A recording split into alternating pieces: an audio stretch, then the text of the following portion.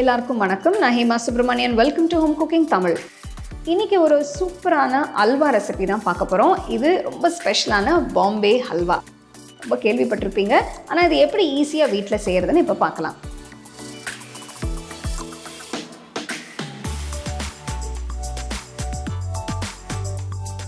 இந்த ஈஸியான ஸ்வீட் செய்ய ஒரு பவுலில் 1 கப் சோள மாவு எடுத்திருக்கேன். இது கூட 1 1/3 கப் தண்ணி எடுத்துக்கோங்க. சோள மாவை தண்ணியில் நல்லா கட்டி இல்லாமல் கரைச்சிக்கோங்க. தனியாக எடுத்து வச்சுருங்க. ஒரு பேனில் 1.5 டீஸ்பூன் நெய் ஊற்றி, நெய் உருகுனதும் 1/4 கப் உடைச்ச முந்திரி பருப்பு, 1/4 கப் மெலிசா நறுக்கின பாதாம், 1/4 கப் முலாம்பழம் விதை சேர்த்து ஸ்டோவை மீடியம் ஃப்ளேமில் வச்சு நல்ல பொன்னிறமாக டோஸ்ட் பண்ணுறேன்.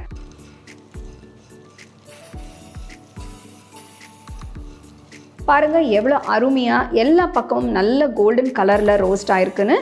ஸ்டோவை ஆஃப் பண்ணிவிட்டு நட்ஸை வேறு பவுலுக்கு மாற்றி வச்சுருங்க. சர்க்கரை பாகு வைக்க ஒரு கடாயில் 2 கப் தண்ணி ஊற்றிக்கோங்க. இது 250 ml கப். இதில் 2 கப் சர்க்கரை சேருங்க. நான் மெஷர் பண்ணுறது எல்லாமே 250 ml, அதாவது 250 ml கப்பில் தான். சோள மாவு, சர்க்கரை, தண்ணி எல்லாத்தையும் ஒரே அளவு கப்பில் எடுத்திங்கன்னா உங்களுக்கு டேஸ்ட் நல்லாயிருக்கும். சர்க்கரை நல்லா கரையட்டும். சர்க்கரை நல்லா கரைஞ்சதும் 1/2 டீஸ்பூன் ஏலக்காய் தூள் சேர்க்கலாம்.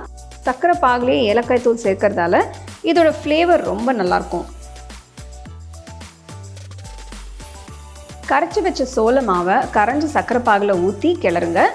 ஸ்டோவை மீடியம் ஃப்ளேம்லேயே வச்சு கை விடாமல் கிண்டுங்க.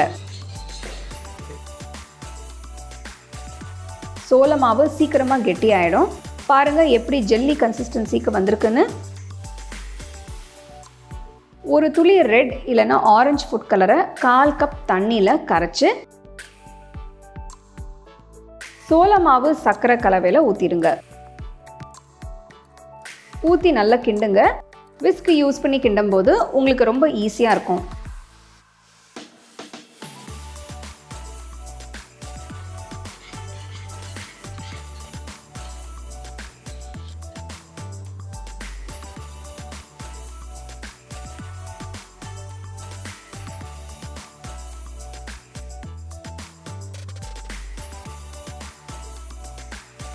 நல்லா குக் ஆகிடுச்சு. இப்போ கொஞ்சம் கொஞ்சமாக நெய் ஊற்றிக்கலாம்.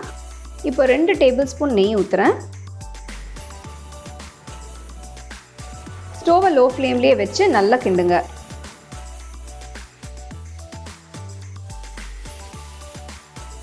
அஞ்சு நிமிஷம் கிண்டி விட்டு இன்னொரு 2 டேபிள் ஸ்பூன் நெய் ஊற்றுங்க. பாருங்கள் எப்படி நெய்யெல்லாம் நல்லா இழுத்து குக் ஆகுதுன்னு. 5 நிமிஷம் நல்ல நெய் ஊற்றி கிண்டினதும் வறுத்து வச்ச நட்ஸ் எல்லாத்தையும் சேர்த்து கிளறுங்க. ஒரு கை அளவு நட்ஸை தனியாக எடுத்து வச்சுக்கிறேன். கடைசியாக மேலே தூவிக்கலாம்.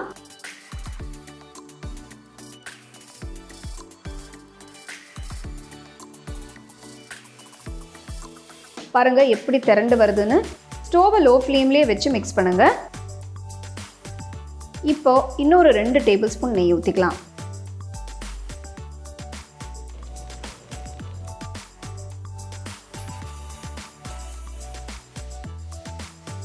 பாருங்கள் கரண்டியில் எடுத்தால் எப்படி ஷேப்பாக எடுக்க வருதுன்னு. இதுதான் கரெக்டான கன்சிஸ்டன்சி.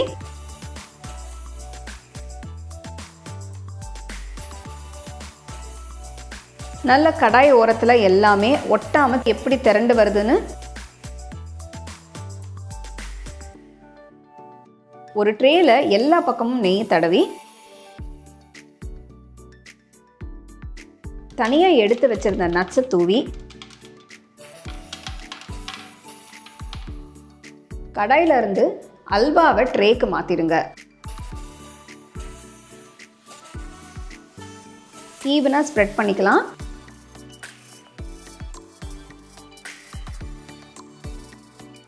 ரூம் டெம்பரேச்சருக்கு வந்ததும் ஒரு அலுமினியம் ஃபாயில் வச்சு ரேப் பண்ணிடுங்க. கொஞ்ச நேரம் அப்படியே செட் ஆகட்டும்.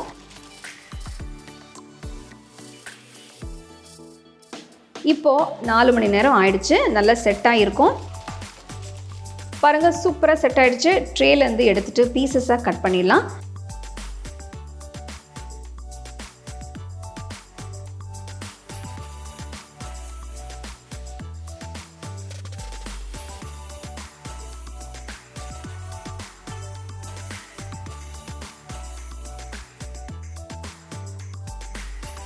அல்வா ரொம்பவே சாஃப்டாகவும் ஜூஸியாகவும் இருக்குது.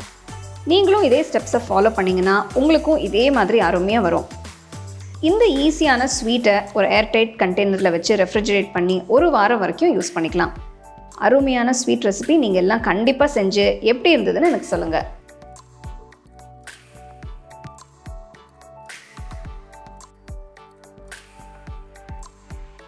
The second edition of our home cooking book is now available on our website 21frames.in. I'll give you the link in the description. You can go and check it out. The book is currently available only in India for now, so you can place your orders on 21frames.in.